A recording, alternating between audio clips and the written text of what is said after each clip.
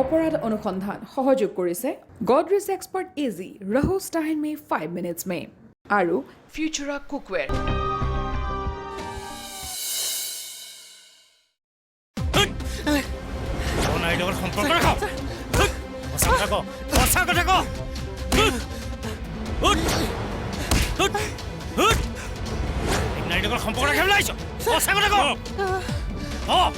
দাস ৰ'ব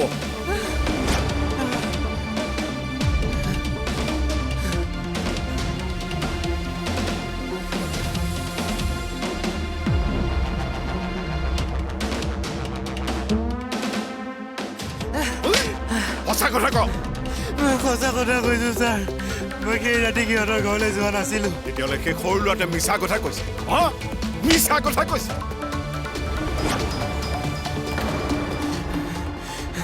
হয়তো সি মোৰ নিচিনা বেলেগ কাৰোবাক দেখিলে ছাৰ ৰাতিৰ এন্ধাৰত মই বুলিয়ে ভাবি লৈছিল চাগে ছাৰ এতিয়া তাৰমানে তই আমাক শিকাবি কেনেকৈ ইনভেষ্টিগেশ্যন কৰিব লাগে তই এতিয়া সঁচা কথা ক তই সিহঁতৰ সুখৰ সংসাৰখন কিয় ভাঙিছিল মই সিহঁতৰ সংসাৰখন ভঙা নাই ছাৰ সিহঁতৰ মাজত আগৰ পৰা একো ভাল ৰিলেশ্যন নাছিলে ৰজত ছাৰৰ এটা ডাঙৰ কনষ্ট্ৰাকশ্যন কোম্পানী আছে মই সিহঁতৰ অফিচ এছিষ্টেণ্ট হিচাপে কাম কৰিছিলোঁ ছাৰে তেওঁৰ অফিচতকৈ মোক তেওঁৰ ঘৰুৱা কামত বেছি ব্যৱহাৰ কৰিছিল ছাৰ এদিন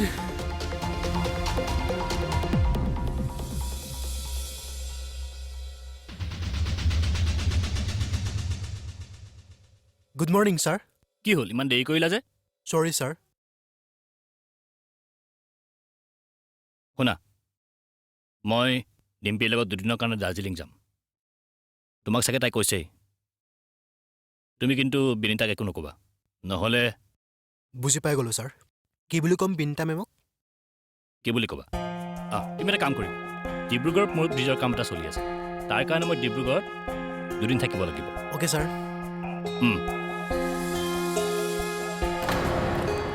হৃদয় কেতিয়া আহিলা তুমি অলপ আগত মেম শুনা বজাৰ কি কৰিব লাগে ইয়াক কৈ দিবা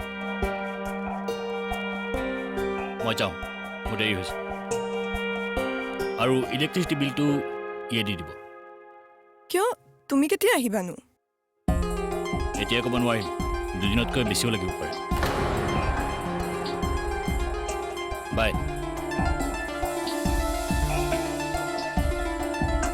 মেম বজাৰ কি আনিব লাগিব ৰ'বা মই লিষ্টখন আনি আছোঁ অ'কে মেম বিনীতা মেমৰ ছাৰৰ ওপৰত আগৰ পৰাই সন্দেহ হৈ আছিলে সেইদিনা আবেলি বিনীতা মেমে অফিচলৈ ফোন কৰি গম পালে যে ছাৰ কনষ্ট্ৰাকশ্যনৰ কামত যোৱাই নাই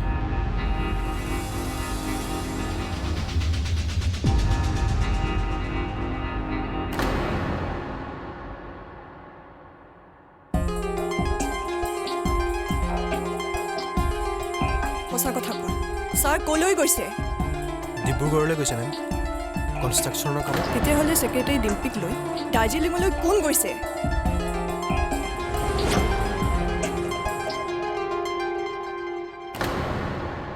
এনেদৰে ছাৰ আৰু বিনীতা মেমৰ সম্পৰ্কৰ মাজত লাহে লাহে ফাট মেলিবলৈ ধৰিলে ছাৰে প্ৰতিবাৰে ফাঁকি দি কনষ্ট্ৰাকশ্যনৰ কামত আছোঁ বুলি কৈ ছোৱালী লৈ বাহিৰত ফুৰিবলৈ যায় আৰু মোক ঘৰৰখীয়া পাতি থৈ যায় এনেদৰে থাকোঁতে বিনীতা মেমৰ মোৰ প্ৰতি মন পিছলিবলৈ ধৰিলে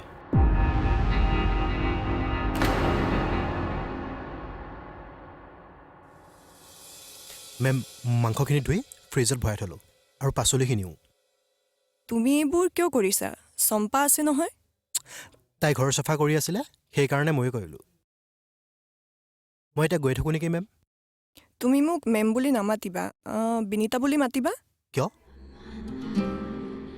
বুজাই আছোঁ ৰ'বা পল অকণমান বাহিৰলৈ যোৱাচোন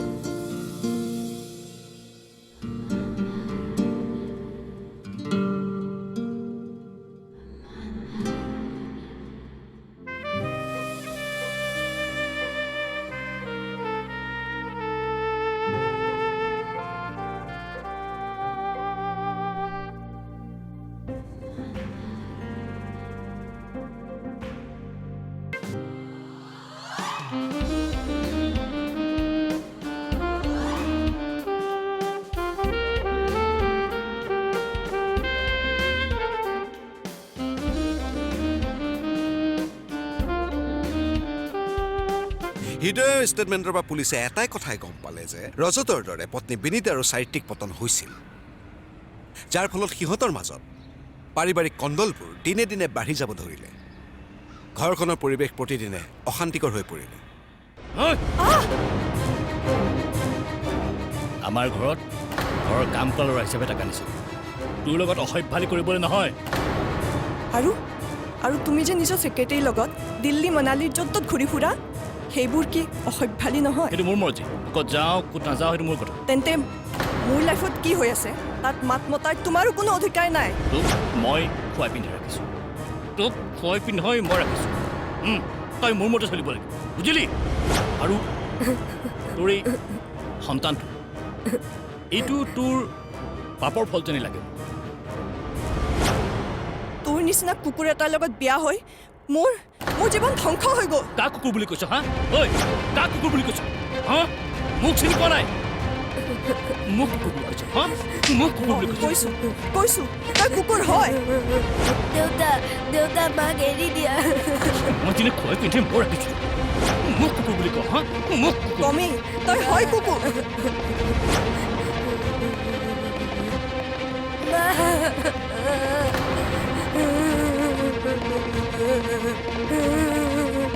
মাক এৰি দিয়া দেউতা। নাকান্দিবা পৰ,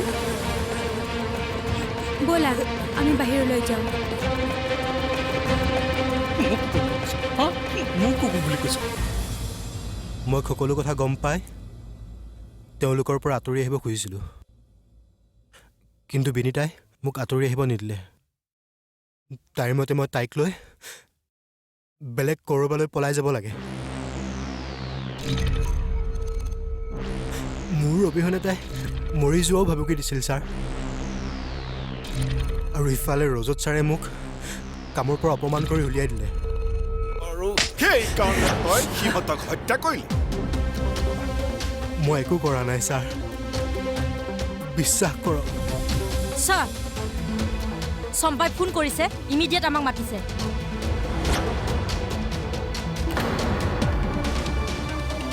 দাস ছাৰ, ইমিডিয়েট বল। বলিতা Yes, sir. লকআপ বন্ধ কৰক।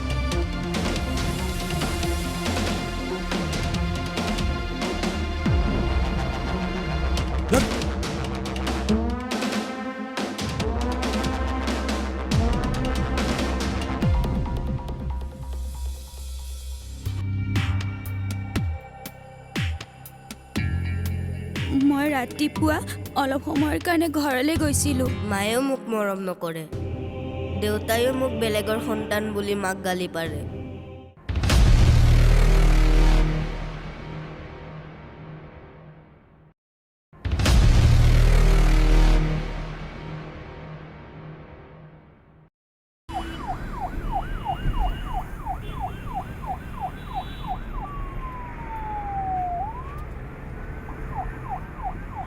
চম্পাৰ ফোন পাই পুলিচে এক মুহূৰ্ত দেৰি নকৰাকৈ ৰজতৰ ঘৰলৈ গ'ল।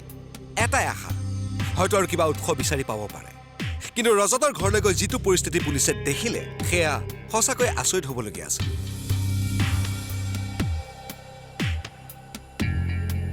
মই ৰাতিপুৱা অলপ সময়ৰ কাৰণে ঘৰলৈ গৈছিলোঁ আৰু আহি দেখিলোঁ পলে তাৰ মাক বাপেকৰ যিমানবোৰ ফটো আছে চব জ্বলাই শেষ কৰিলে।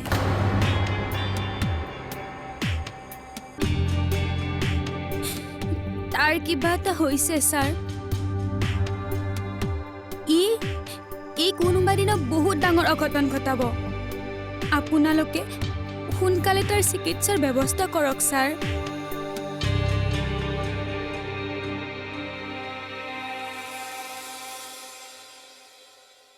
কোৱা বাবা, তুমি এই ফটোবোৰ কিয় জ্বলালা?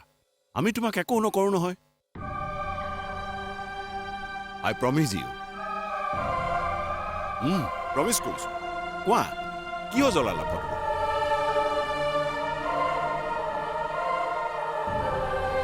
ভালে হ'ল মৰি গ'ল। মই মা দেউতাক বহুত বেয়া পাওঁ, মোক কোনেও মৰম নকৰে। ভালে হ'ল মৰি গ'ল।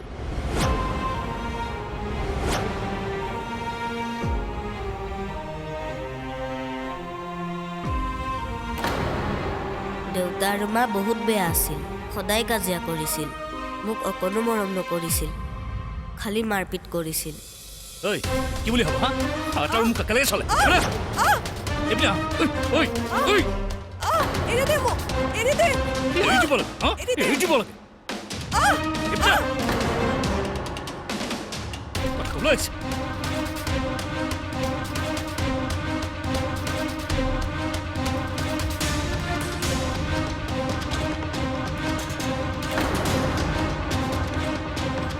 আহিল ক'ত আছিলি ইমান দেৰি এতিয়া আজি তোৰো পিঠিৰ চাল ছিঙিম তই মাৰ নিচিনা হৈছ হা মাৰ নিচিনা হৈছ হা বল বল আহ আহ আহ আহ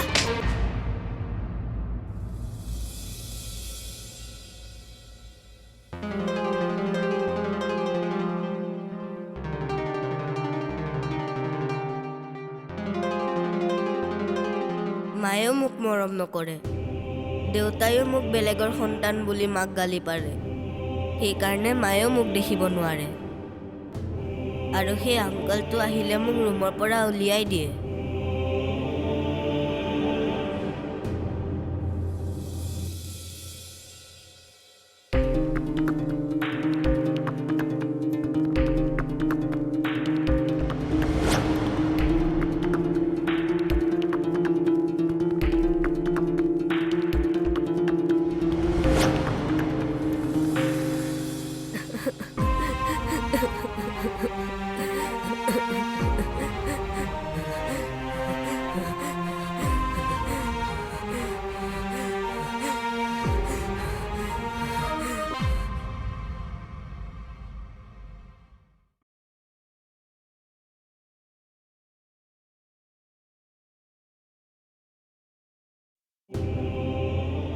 মোৰ লগৰ সকলোৱে মাক দেউতাকৰ মৰম পায় কিন্তু মোক কোনেও মৰম নকৰে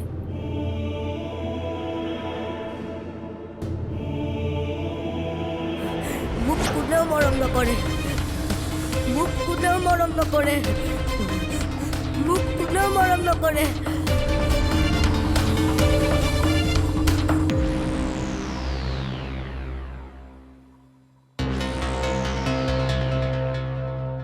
এতিয়া কোৱা সিদিনাখন ৰাতি তোমালোকৰ ঘৰত কি হৈছিল তোমালোকৰ ঘৰলৈ কোন কোন আহিছিল তোমালোকৰ ঘৰলৈ কোনো অহা নাছিল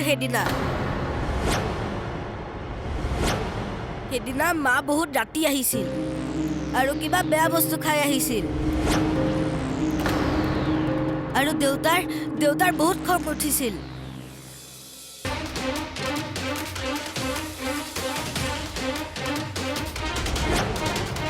যা তোমাক মই মাৰিছোঁ যা যা যা ওকে যা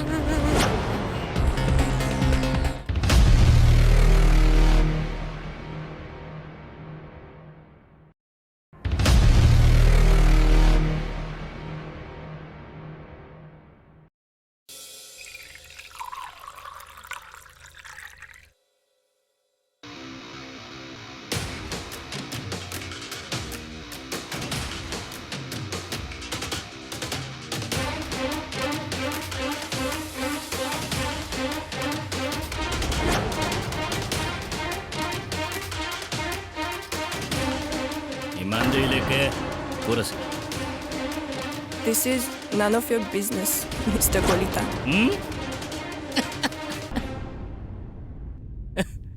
এই তই কাক তেনেকৈ কথা কৈছ হা মোৰ পইচাৰ ওপৰত খাইছ মস্তি কৰিছ আৰু মোকে দম দিয় হা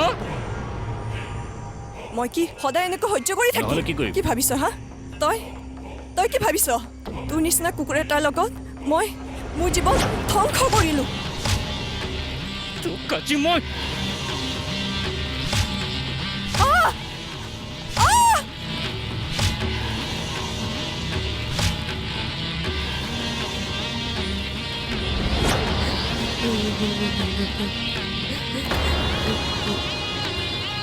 কি চাইছ তই তোৰ মাৰক মই মাৰিছোঁ যা কাক লগা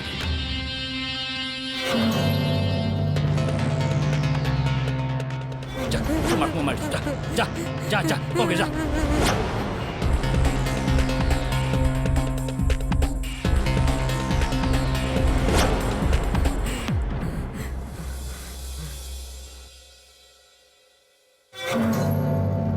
চব চেছ কৰি পেলাম মই থাক এনেকৈ পৰি থাক আই ডোণ্ট কেয়াৰ এই এই পলকো মাৰি পেলাম মই আই ডোণ্ট কেয়াৰ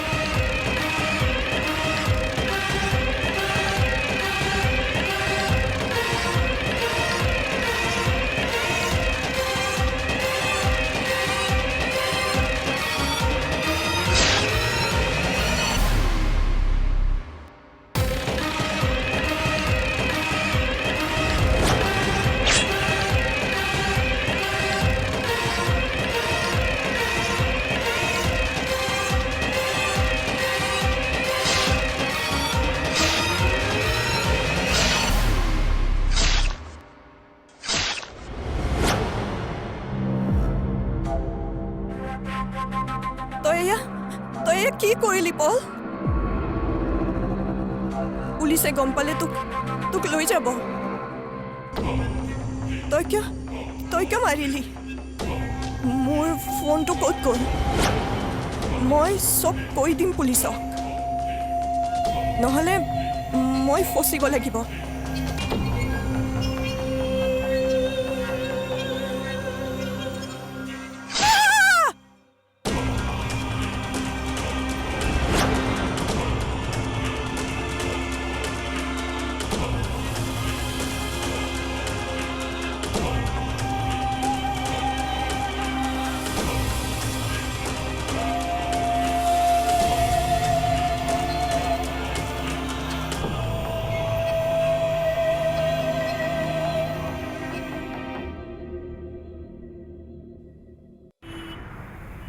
আমি কেতিয়াও কল্পনা কৰিব নোৱাৰা এক ঘটনা কিন্তু আমি সত্যক মানিবই লাগিব এনেকুৱাও ঘটনা হয় আমাৰ মাজৰ পাৰিবাৰিক ব্যৱধানবোৰ কেতিয়াবা ইমানেই বেছি হৈ যায় যে আমি ইজনে সিজনক ঘিণ কৰিবলৈ লওঁ আৰু তাৰ আটাইতকৈ বেয়া প্ৰভাৱ পৰে আমাৰ সন্তানৰ ওপৰত এফালে আকৌ আমি আমাৰ সন্তানৰ আগত মৰম কৰিবলৈ লাজ কৰোঁ কিন্তু কাজিয়া কৰিবলৈ লাজ নকৰোঁ আমি ভাবি নাচাওঁ যে আমাৰ খন্তেকীয়া কাজিয়াখনে আমাৰ সন্তানৰ ওপৰত কি বিদ্ৰোহ জন্মাব পাৰে পলৰ স্বীকাৰোক্তিৰ ভিত্তিত আইন এটা শিশু কাৰাগাৰলৈ প্ৰেৰণ কৰে আৰু হৃদয়ক মুক্তি দিয়ে গতিকে আপোনাৰ মনতো যদি কেতিয়াবা কিবা অশান্তিৰ সৃষ্টি হয় বা সন্দেহ হয় তেন্তে প্ৰিয়জনৰ লগত মুকলিকৈ কথা পাতক শান্তিৰে বহি ভালদৰে আলোচনা কৰক নিজৰ পচন্দ অপচন্দবোৰ ব্যক্ত কৰক কাজিয়াৰে নহয় যুক্তিৰে যুঁজক শান্তিৰে কথা পাতক ইজনে সিজনক সময় দিয়ক বুজিবলৈ যত্ন কৰক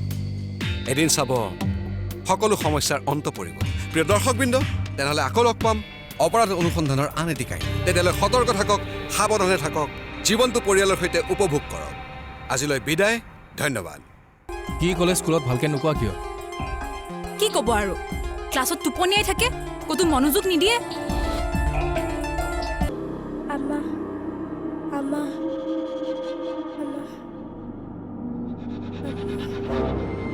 তুমি মোক ভয় নকৰিবা তোমাক মই একদম প্ৰমিছ কৰিছোঁ অপৰাধ অনুসন্ধান সহযোগ কৰিলে গডৰেজ এক্সপাৰ্ট এজি ৰহো ষ্টাইল মে 5 মিনিটছ মে আৰু ফিউচাৰা কুকৱেৰ